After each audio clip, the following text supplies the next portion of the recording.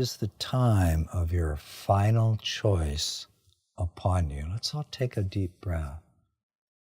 Well, I've clearly made choices since then, or have I? The way I like to put it is the only choice you will ever make that actually matters is the last choice you make. What is such a choice? I surrender. I elect to let go of every trace of illusion of separation and to accept the reality that I and my Father are one. I really am here only to be a servant of that light many call God. Into thy hands I commend my living spirit. Go ahead. It's all yours, Lord. Do whatever you want with what I have called my life.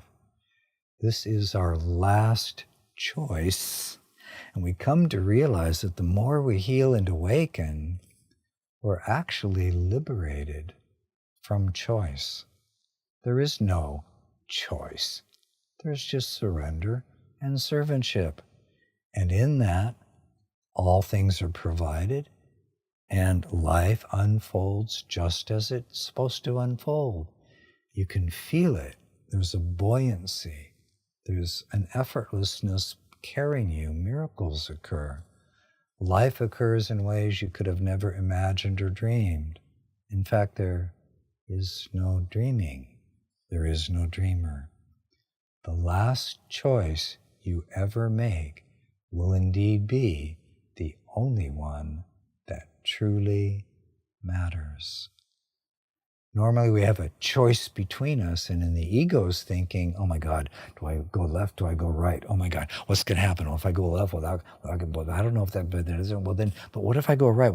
Let's see, the mind is constantly trying to figure out what's the best thing to do, what's the right course of action. We get confused.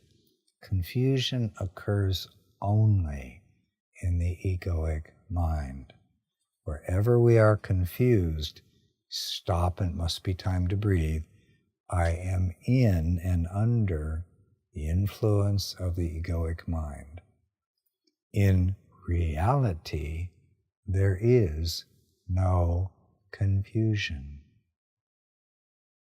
no doubt, and no fear. And that's why he says the time of your final choice is upon you. Did I know that at the time? No, it took a while for it to really dawn upon me that my final choice was this dissolution of the separate self-sense, this, it's hard to put into words, but a deep surrender in the core. Was my journey done of healing, awakening, etc.? No, but now there's a surrender. That one will unfold me. The context, everything will be provided to unfold the deepening of the Christ in me, as me, through me, and for all beings. And whatever life's going to be is already that. I began to experience this freedom. Not only don't I have to worry about anything, I don't have to plan anything, I don't have to choose anymore. Just be willing to come to each moment with presence, with breath, and in surrender. And I did, in fact, begin to experience the miraculousness of the grace stream. The entire pathway has been unfolded in exactly the same way that the Joshua letters first got published. And what is this choice? It is but between love and fear. The ego thinks it has to choose between a greater fear or a lesser fear, and that's all it ever does. Fear is your habit, the dream of humanity, and the denial, there's that word again, of the Son's rightful inheritance.